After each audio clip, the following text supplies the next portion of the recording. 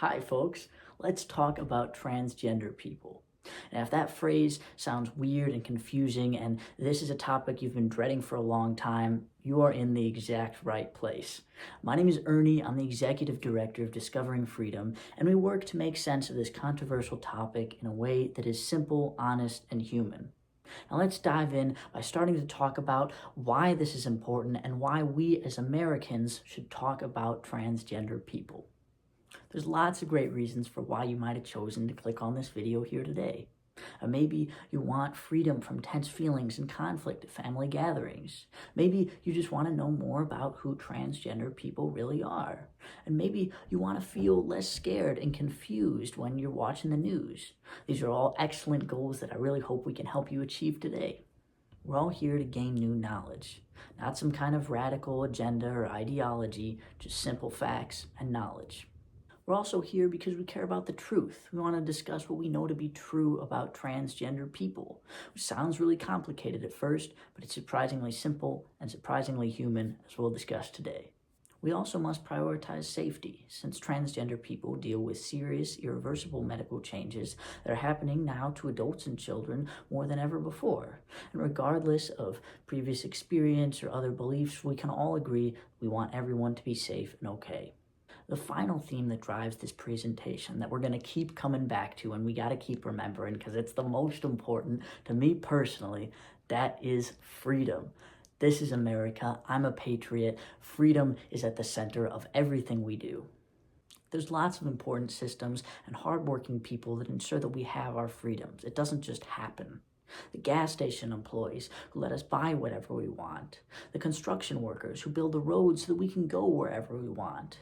The teachers who teach us how to read so that we can learn and become whatever we want. The farmers who grow the food that we depend on every single day. And the military who keeps us safe.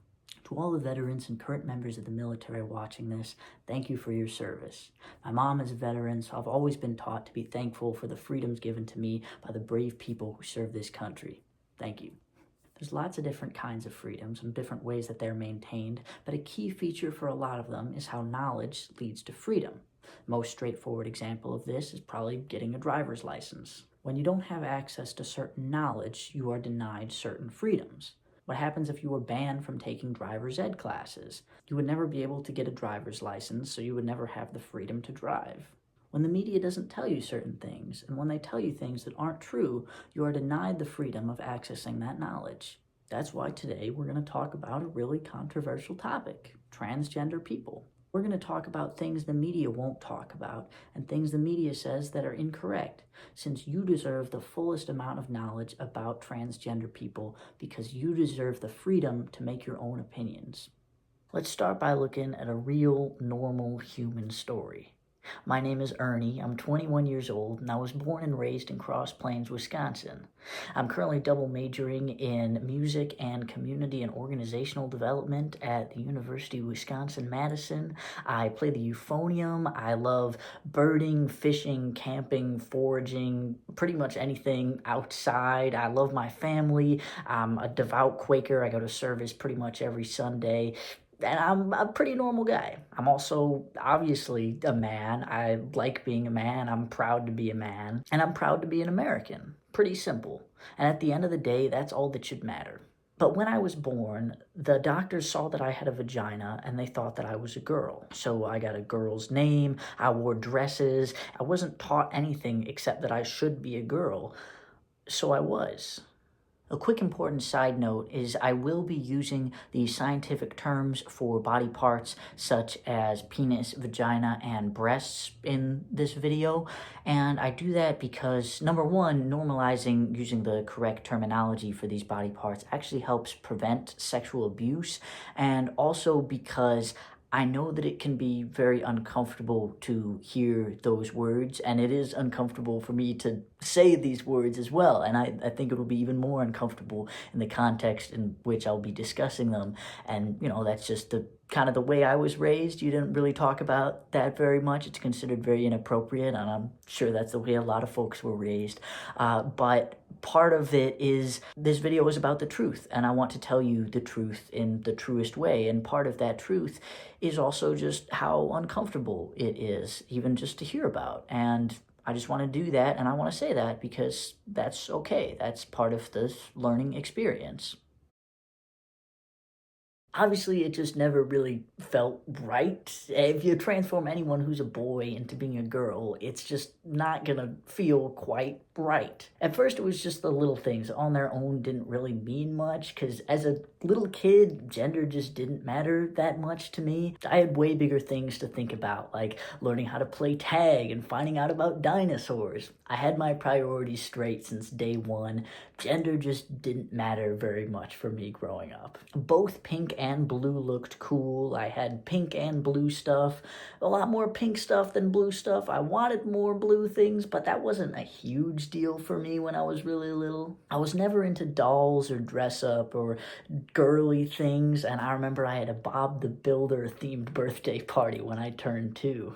I remember at a 5th grade sleepover, I was really excited because all the other girls got these big boxes with them, which I assumed were tackle boxes, so I thought we were going on like a surprise night fishing expedition. But then they opened it up and it was all filled with makeup, and I just couldn't wrap my head around why anyone would want to do that to a perfectly good tackle box. It was weird, but eventually acceptable that I didn't really like girly things like this because I could just be called a tomboy, which was fine for a while, but around middle school, this also didn't really fit who I was. Men watching this video, would you consider yourself a tomboy? No, you probably look more like a boy named Tom. Even a really masculine woman is still not the same as a man.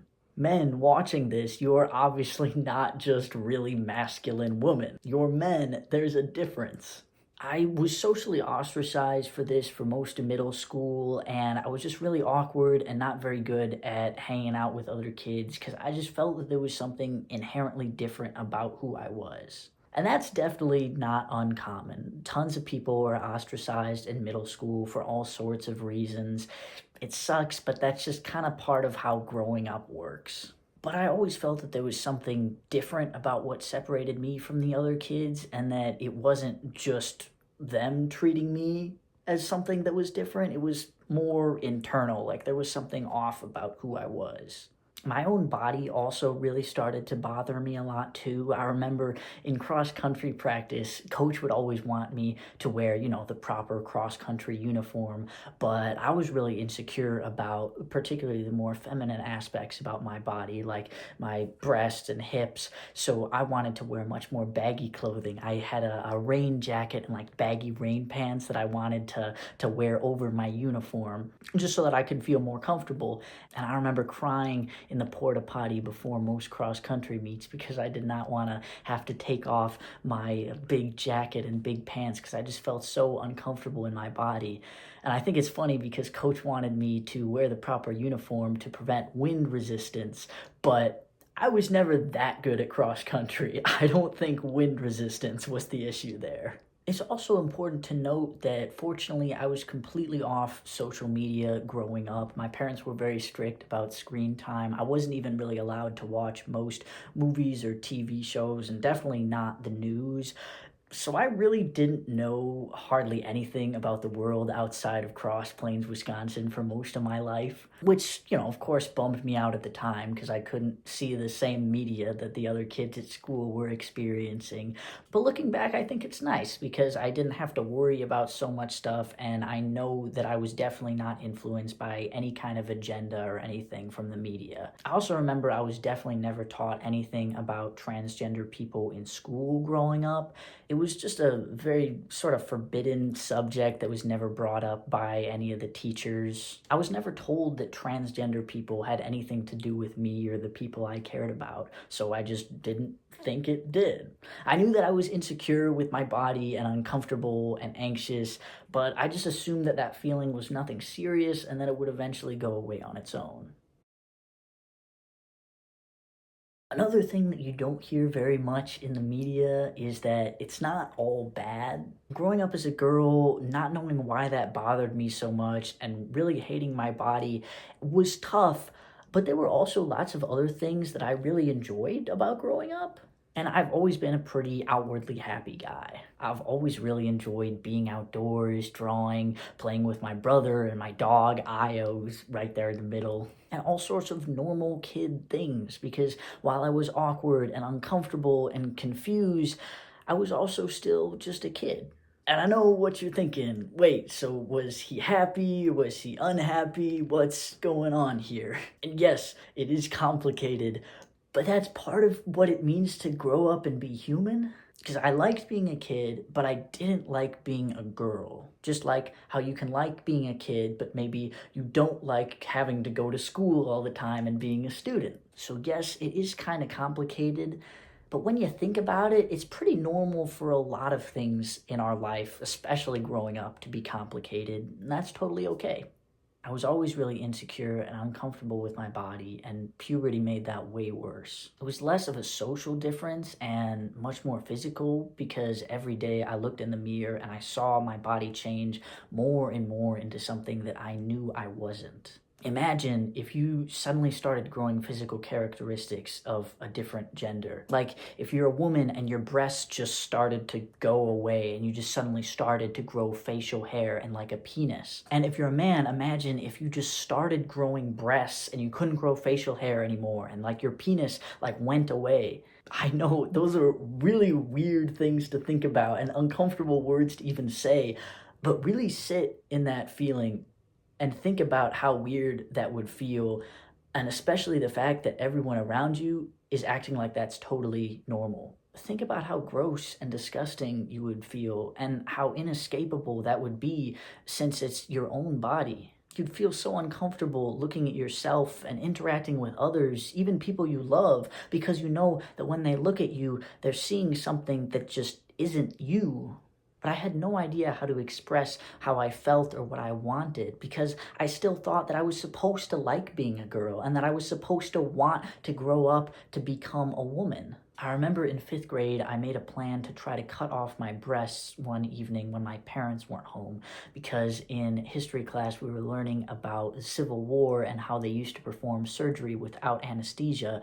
So I knew that it could theoretically be done, and I thought that that was the best option because I didn't want to have to like bother anyone else about it or make it anyone else's problem. I thought that I could just take care of it myself, feel okay, and just be done with all of that. And the only reason that I didn't go through with it last minute was because I realized that I didn't have enough paper towels to clean up how much blood I was afraid there was going to be. And I realized that even if there was and someone still found out, I had no idea how to logically explain to them what I wanted to do to myself since I knew it sounded crazy. When I was in around 7th grade, I think I heard the word transgender for the first time. And I remember I was confused. I didn't really know what it meant. I thought there was like a list of criteria you had to have. And I thought that I couldn't be transgender because I knew that I also was attracted to guys. And I thought that if I was transgender, then I was a man. So then I would therefore be gay. And I didn't know if I was allowed to be transgender and gay. Like that sounded really complicated and weird, and I also didn't want to be both of those two things because that sounded really complicated and weird. I didn't want to be transgender or gay. Those were weird insults that were for other people who weren't like me. But I also knew that I couldn't be a girl. Eventually, I remember overhearing a conversation between some classmates in the hallway, and they asked the question, imagine if you could wake up the next morning as another gender and have everything completely changed, like socially, medically, legally, like you are that other gender, no questions asked. Would you be okay with it? And I was like, yeah, absolutely. That's like asking someone with no money if they'd like to wake up the next morning as a millionaire, no questions asked. Of course. At that point, I realized that the only thing holding me back was how difficult it seemed to change genders, since there wasn't and never will be a way to have everything magically change overnight. I knew I was a boy, but I didn't want to be transgender. I didn't want to be seen as someone who is weird or controversy or radical or against the system because that wasn't really who I was. I just wanted to feel normal like everyone else. But there simply was no way for me to like being a girl and want to grow up to be a woman. I knew I was a boy who needed to grow up to be a man, and there was just no normal way for me to do that. But I had to try. I had never met a trans adult, so I had no idea what success would look or feel like. I didn't know anything about what I wanted or how to do it. I made a list of all the things I didn't like about who I was, and I wasn't sure if being trans could change that or what that might look like. I didn't like my feminine breasts, my curvy wide hips, my long hair, my feminine name, my high voice. When I was called a girl, lady, woman, anything like that, my skinny arms, my acne, or how I was shy and awkward and didn't have many friends. If any man had all these characteristics, you probably wouldn't like it either, just because that's not who you are and that's not how you want to be treated and seen by the rest of the world. And you deserve better than that. You have the right to your own personal pursuit of happiness and the Declaration of Independence. And you as an American deserve the freedom to control that. And of course, all these things do not have to do with being trans. The skinny arms, the acne, the being socially awkward, that just has to do with being a kid and growing up, normal insecurities. But not liking my feminine breasts, my name, my high voice, and even being called a girl, that's something different.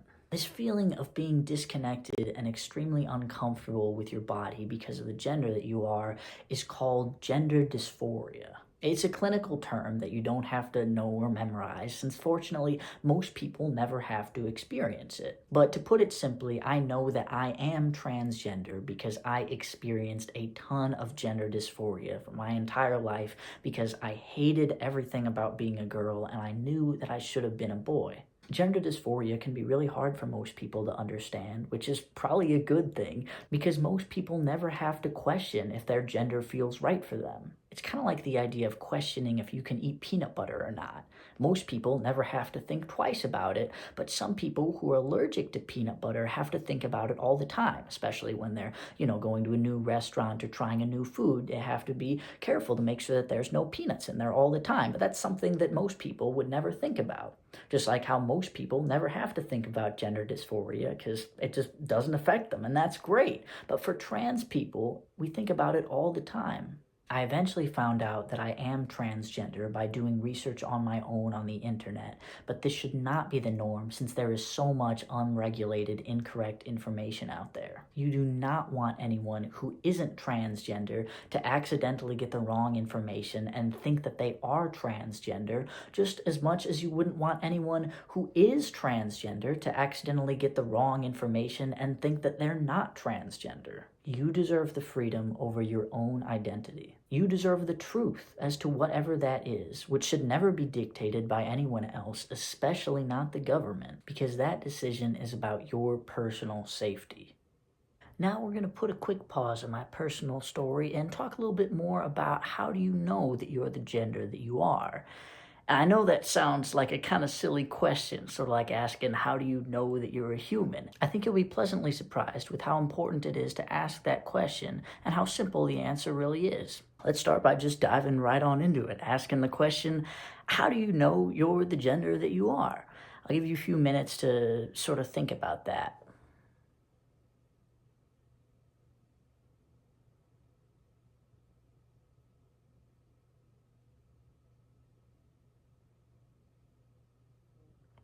You might be thinking it's something along the lines of you just never had to question it, or like it's what the doctor and my family told me I am, and it's what I look like. It's the body parts that I have that just make sense. I think those are all pretty logical answers right there. But then I'm going to ask you to go a little bit deeper. What if the doctor told you something was wrong? Or what if something changed and you didn't have those body parts? Or you remember the hypothetical situation where what if everything changed overnight?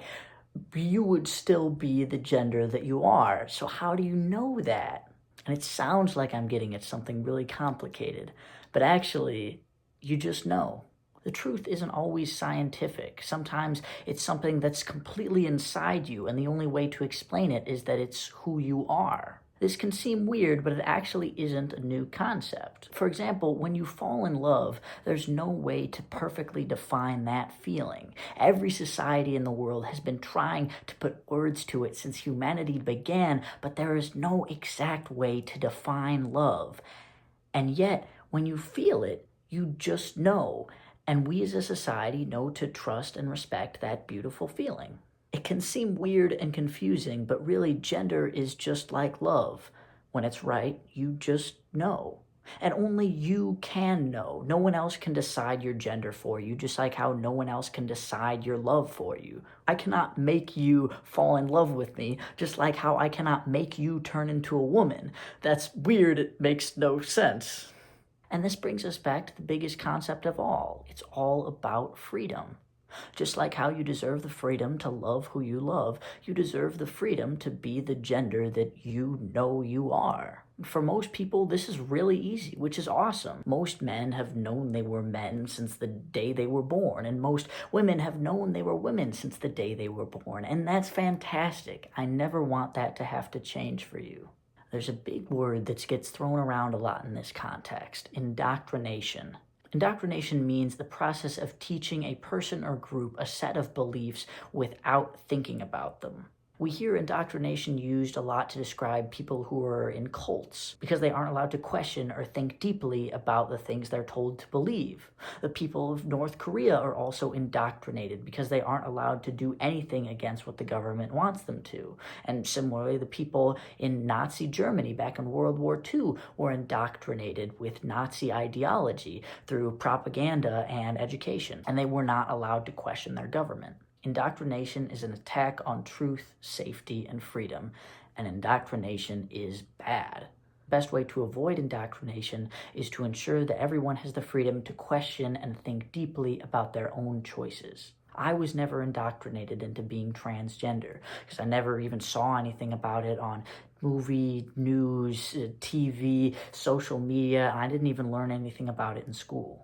I had the freedom to question who I was and to make that decision on my own without any outside pressure. And I think that's how it should always be. That way I got to find my own personal truth, I could prioritize my safety, and it's all about my personal freedom. And it's important to ask that question: how do you know you're the gender that you are, so that you can answer it yourself without any outside influence or indoctrination from anything else. If you are against indoctrination of any kind and you support truth, safety, and freedom, then we are all on the same team and we agree about these core concepts. A lot of times it seems more complicated, especially the way the media presents it, but really it's all about freedom and these main ideas. And that includes your freedom to be the gender that you are. Another big point here is that a lot of times it can feel like in the last couple decades there have been a lot more transgender people than there were before, and it's easy to be afraid and think that a lot of those people might have been indoctrinated into being transgender. But fortunately, when we look a little bit deeper at it, this doesn't seem to be what's happening. It may seem a bit odd, but a really good comparison here is actually the history of left-handedness in America. We all know that you can't really choose to be left or right-handed. You can learn to write with the other hand, but it's always going to feel more natural and just more normal to write with whatever hand you were meant to write with when you were born.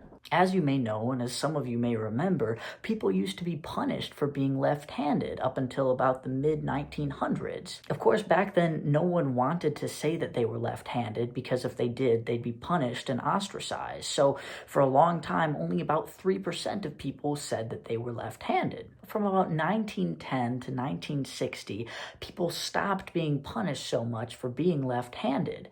So more people started saying that they were left-handed, because why not at that point? And yeah, look at how this graph just goes straight up. And these weren't right-handed people being indoctrinated by some kind of left-handed agenda. These were people who were always born left-handed and now could finally just write like that the way they were meant to write since when they were born. And that's great that the world is finally a better, easier place for them. We can also see that once it got to that point in about 1960, it reached about 12% of the population being left-handed, and it plateaued right there. That's where it still is today, and where it probably will be for a very long time, because now we know that about 12% of the population is naturally left-handed, and when we allow everyone to write however they want to write, that's just how it's naturally going to be. Now, how does this relate to transgender people and indoctrination? Well, we do know that there has been a very significant increase in the number of people who say they're transgender just in the last couple decades. Here's another graph that shows that increase, and now it's all the way up to just under about 4% of the people who were born from 2004 to 2005. This is still not very many people at all. It just happens to be more than it was before, which was around 0.4% for a very long time. And this big increase that we see is because more people are talking about being transgender. There's more media representation, and in many cases, people are being punished less for being transgender. Unfortunately, this is not indoctrination because people are just learning more about what transgender people are. They aren't being forced or coerced into doing anything they wouldn't already want to do. We'll talk more about this in the next video segment. And we know that this is true because of people like you. Congratulations! If you've been watching my other previous video segments, you now know way more about transgender people than I even did back when I was a kid. And it did not turn you transgender. That's because this is all about just simple facts and knowledge. This is not any kind of radical ideology. The more you know about something does not mean that you're going to turn into that something. All that's going on here with this big upwards curve that we see here is that it's becoming more socially acceptable to be transgender, so more people who were always going to be transgender are finally able to say that and be their true selves. Now, I know this still sounds a little bit sketchy, but it's just like left-handedness, and just like left-handedness, at some point it's going to plateau, just like this. We don't know when that's going to be or the total amount of transgender people that it's going to reach eventually, but we do know that it's not that many people. And it can seem scary because this big increase with the number of transgender people happened just over about 20 years. But this other big increase with people who are left-handed, that happened over about 50 years. And this is obviously way faster. A lot of that's probably because of the internet, and things are just way faster these days. And that makes it really easy to feel alone and scared.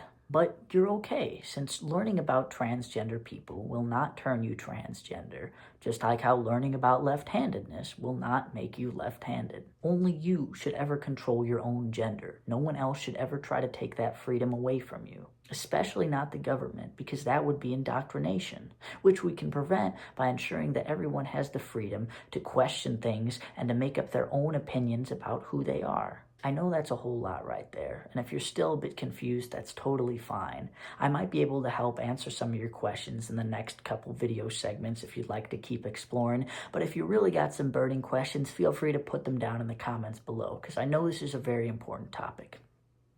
Now we're going to dive back into my personal story and talk for a little bit about how I came to know for sure, beyond a reasonable doubt, that I am transgender and that I was meant to be a man.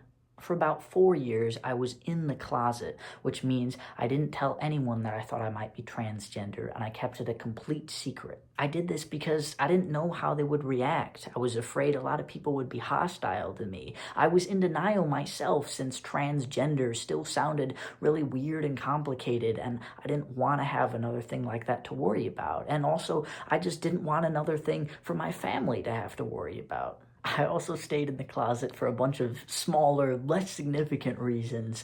Like, I remember I really specifically didn't want to be out and be a man in college, because then I would have to have a male roommate, and men are just stereotypically gross, and I just didn't want to have to live with someone like that. But instead of going away over time, this feeling of gender dysphoria, being extremely uncomfortable with the gender I was, got worse and worse over time. It felt like it was like a cage that was just crushing in on me more and more, until eventually I had to say something. I came out of the closet when I was 15, shortly before my 16th birthday, because I really didn't want it to say that I was female on my driver's license. And I did this by first telling my friends, who I thought would be more supportive. Then I told my family, and eventually the school administration. And I told them pretty much what I already told you guys if you've been watching the previous video segments. I explained that I thought that I was transgender because I really didn't like the female aspects of my body and who I was, since I knew that I was meant to be a boy. I said that this was not something I could control, since I had been trying to make that feeling go away for 15 years, but it's just who I was. I also asked that they treat me like a boy and call me Ernst or Ernie, which was my great-grandfather's name, since I wanted to show that I still really respected our family and wanted to be a part of it. My family was very confused and somewhat skeptical when I first came out, as I expected, but as time passed, they eventually got used to it and called me their son. Once they had called me Ernie for a very long time, and I got used to it and they got used to it, and it really felt right, I finally decided to change it legally so that I could change my name on my social security card, my passport, my driver's license, all legal documentation. This was a complicated process. It took about 6 months. It's a little bit more complicated than changing your name after a marriage or divorce because it also required that I get special documentation from a medical professional formally diagnosing me with gender dysphoria to say that this is a legitimate legal change that needs to happen. I'm glad that I got to do this because your name is who you are in the most literal sense, and I believe that everyone should have the freedom to control who they are because this is America and that's a very important thing. But that's also a really big change right there, and it makes sense that that's a change that I should have the freedom to make, but it also makes sense that I should only do that change once I know for sure 100% that that's the right change to do for me. And I found this out by experimenting. You'd experiment with gender the same way that you'd experiment with anything, by trying it out in a safe and reversible way and just seeing how it feels. You don't need to be a scientist. This kind of experimenting is just about independence and freedom. For example, you might experiment with babysitting or working at a kids center to see if you want to have children of your own someday. Or you might experiment by taking care of a friend's dog for a while to see if one day you might want to have your own dog. For experimenting with gender, this might mean changing your hairstyle, the clothes that you wear, going by a different name, all sorts of easily reversible ways to change how you present yourself and how you're seen by others so that you can just see how it feels. I've known several people who thought that they might be transgender, then experimented with different names and hairstyles and clothing and realized that it actually didn't feel right for them. And because it was safe and reversible, they went back to presenting as the gender they originally were, and now they're doing really great. Only you can decide the results of your personal gender experimentation, if you choose to do so, because you deserve to control who you are without any influence from anyone else, especially not the government. When I experimented with my gender, I cut my hair, I wore more masculine clothes, I went by the name Ernie, and I wore what's called a binder. A binder is like a super tight sports bra that's designed to squish and hide your breast as much as possible so that I could have a smooth and flat-looking masculine chest. And as you would imagine, my breasts were definitely the thing that I disliked most about my body. So flattening that and making my chest look like a man's chest was a huge game changer. I loved the way that my binder made me look and how good I felt when I put it on because I felt like a man and I felt like myself. But binders are dangerous. It's unsafe to wear them for more than 8 to 10 hours in a row because they squeeze your chest so tightly that once you wear them for too long, they can actually cause irreversible damage to your ribs. I remember the fear and pain of pulling my sweaty binder off after 12 or 14 hours and seeing these big red marks all across my chest and just hoping that today wasn't the day that I accidentally went too far. But the worst part about taking my binder off every day was always seeing my breast come back and being reminded that no matter how hard I was trying, I was still looking like a girl. I'm glad that I got this opportunity to experiment and see what made me feel best about who I was, because it also showed me that I had to do more. All right, we've talked about what my life was like when I was a little kid. We've looked at how I struggled a bit as I was a teen. We've gone and talked about how to prevent indoctrination and protect freedoms. Then we focused a little bit on how I experimented to make sure that I wanted to transition. And now we're going to look at how exactly I safely and legally changed my body so that I could look like a man and feel good about myself. The media often gives the impression that as soon as people say they're transgender, they will immediately get access to medical treatment that will permanently change their bodies. In reality, for me and almost all other trans people I've ever met, there's a long period of at least several years between when we first say that we think we might be transgender and before we even start trying to look into possibility of medically transitioning. And during that time, there's a lot of really deep personal thinking and experimentation to see if that's really the best decision for us. And now, if you haven't seen the previous video where I talked about that in a lot more depth, please go back and watch that first. Because I value truth and safety, I knew that I needed to wait to know for sure, beyond a reasonable doubt, that I was a man and that I wanted to medically transition before I did anything drastic. I couldn't change the fact that I was transgender, and I couldn't change the fact that I felt like a man but was now an 18-year-old woman. So I spent months researching, hearing other people's stories, even reading scientific papers on the safety of medically transitioning before I knew that was the right decision for me. I am now legally and medically a male. To do this, I was prescribed testosterone injections, which I still take once every other week. These have been used pretty commonly since about 1939 to treat a variety of medical disorders, including erectile dysfunction in adult non-transgender men. Testosterone is the same chemical that's naturally produced by most men during puberty, so I've really experienced pretty much all of the same changes that most men go through during a natural puberty. Like, it's way easier for me to gain muscle mass. I can now grow some facial hair. I got a little bit of a beard, still working on the mustache there. Of course, my voice has lowered significantly, which I really enjoy. But then also, of course, my sweat smells way worse, and I will eventually start to experience some hair loss. It's the exact same changes that pretty much all men go through.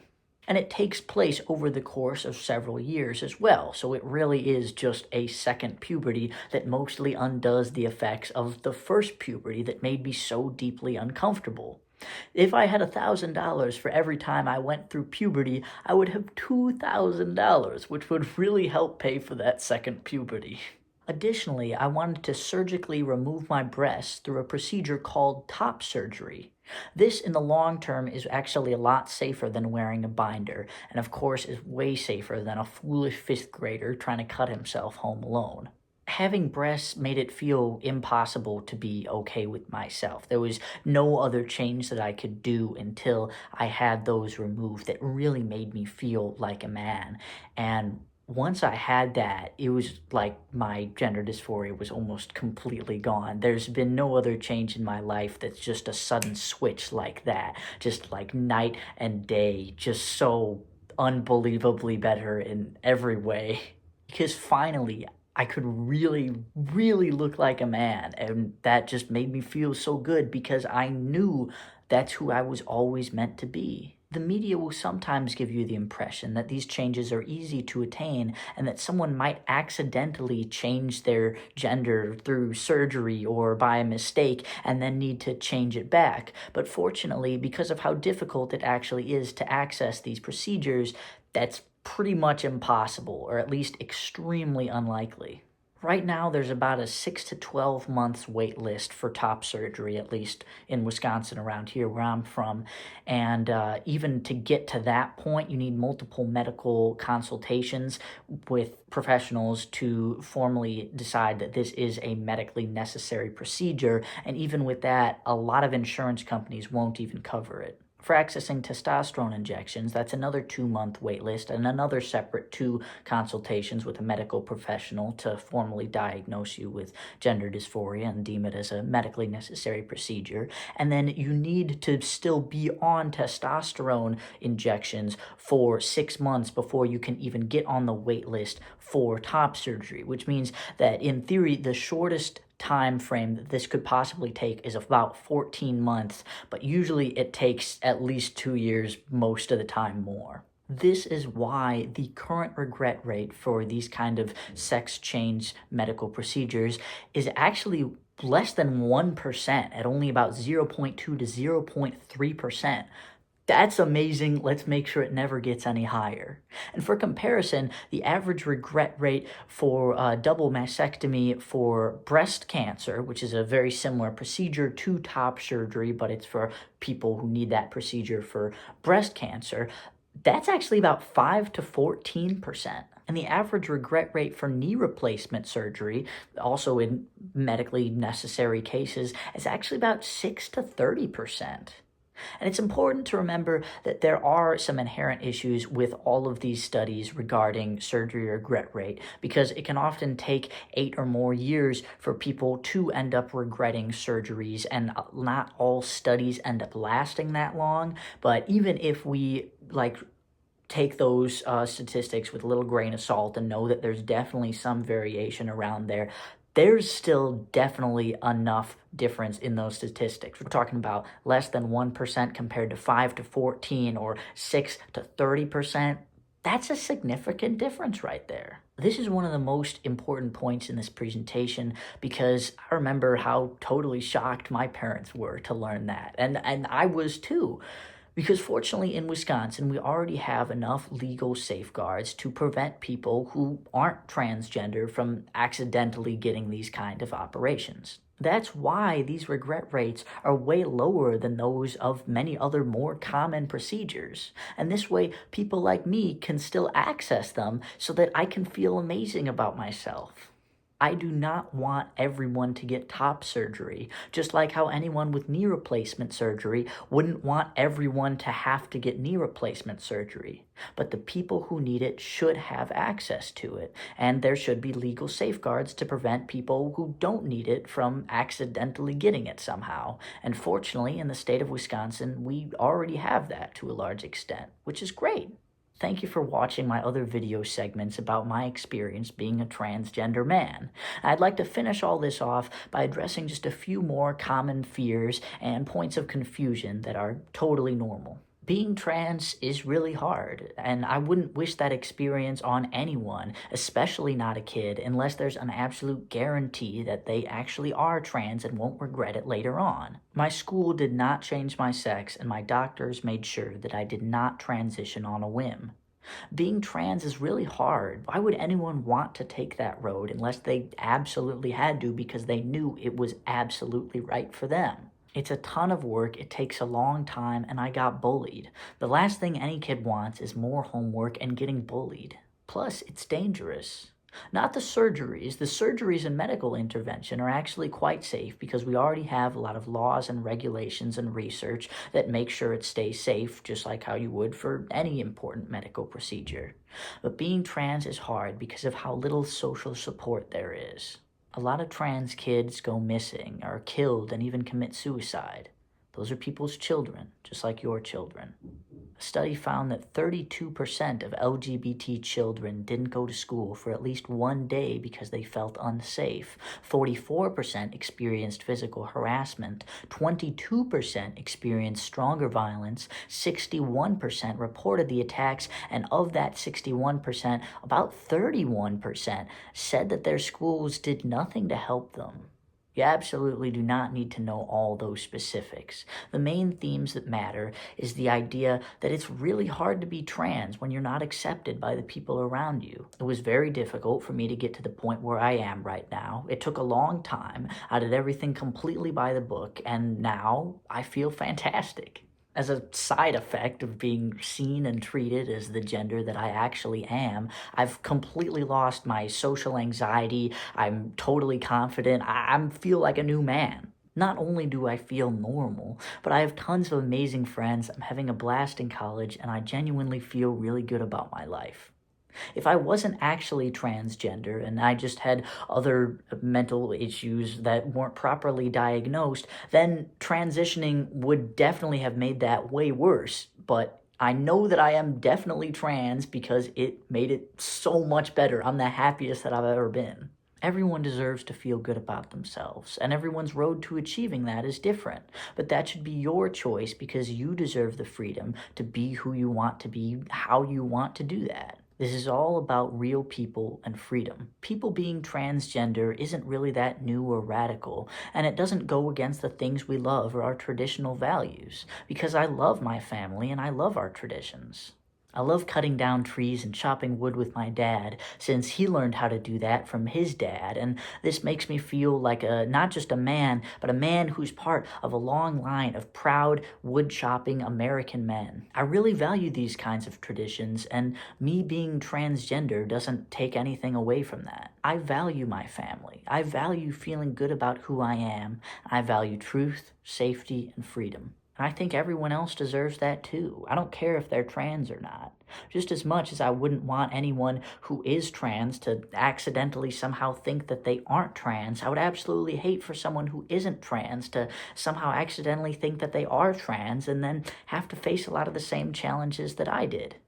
This sounds really confusing and complicated, but fortunately, the solution is quite simple. Just talk about it. Be honest, be open, ask questions, just talk about it with your family, your friends, your neighbors, anyone who you love and care about. Because being transgender isn't radical or new or anything to be afraid of.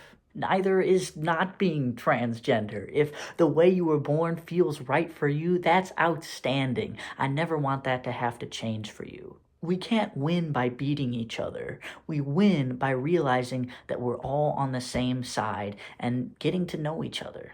When we don't talk about things or really listen to each other, it's easy to forget how human we all are, especially when we're talking about different kinds of pain that maybe not everyone has experienced before, such as gender dysphoria. It's really easy to write that off and not even think of it as a kind of pain.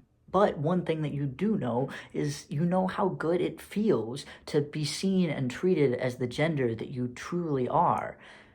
So why can't people like me be given that same freedom? I'm a transgender man. Now you know how I got there, you know what that means, and you know that it isn't that radical or scary or even that confusing. You know that I'm just a normal guy. But there's also lots of other LGBT identities out there. There's even many identities that I've probably never even heard of. And that can sound really confusing and overwhelming, especially when the media really just likes to throw out so many different names and acronyms and make it feel like you have to know what everything is all the time. And that can seem scary. But fortunately, there's a shortcut. Relax. The media acts like you have to know everything and understand everything, but you really don't. It's okay. For example, I don't understand what it feels like to want to be a woman. Heck, I even tried it and I did not like it. But I know that some people's feelings are naturally different from mine, and I just accept that as okay. And I've met people who have labels that I didn't understand. At first, I thought that this was really confusing, and I got angry because I felt that since I couldn't understand it, it shouldn't exist. Sort of like the formulas from chemistry class. But just like how there's people out there who like chemistry, there's people out there who have identities that don't really make sense to me, and that's okay. And they're actually really nice people. I never thought I'd say it, but some of my best friends have identities that I don't really understand. But that's totally fine. It doesn't prevent us from still being really good friends, going fishing together, going to parties together, doing homework together. Anything I do with my man friends, I do with my friends of other identities. And I didn't think that right away, nor do I expect anyone else to. I still don't understand what it feels like to be that way, just like how I don't understand what it feels like to enjoy chemistry. And that's okay, because I'm a simple guy. At the end of the day, I just like hanging out with my friends, and I want them to feel good about themselves. To me, feeling good about myself means being a man. To some people, feeling good about themselves means being a woman. And to some people who have other identities, that means something else, and that's okay. And of course, to show respect to your friends who have other identities, it's still good to do some research and know some basic information about what that is, just to show that you care about them. They probably already know about your identity, so it's only fair to try learning a little bit about theirs. And I know this can sound kind of tough and confusing and, oh my goodness, more work to do, but that's why here at Discovering Freedom, we're still making some more educational videos to try to cover as many topics about this as we can. So stay tuned if you'd like to learn about how you can support all kinds of friends. So in general, no, you do not have to understand how everyone feels, but it is nice to learn some easy tricks for how you can help your friends, family, and neighbors feel good about themselves.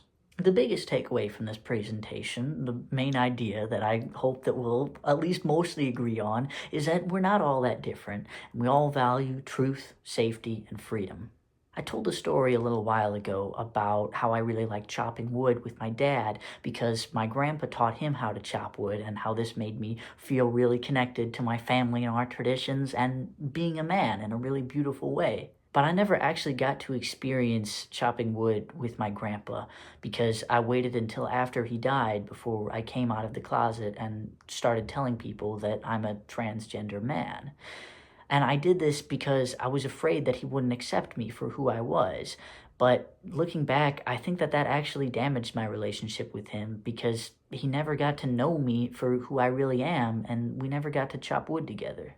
I hope that this never happens to anyone else, and that everyone's able to stay close with their families and continue beautiful traditions like this in every small town across Wisconsin. And we can achieve this when we allow our loved ones and ourselves to be our true selves.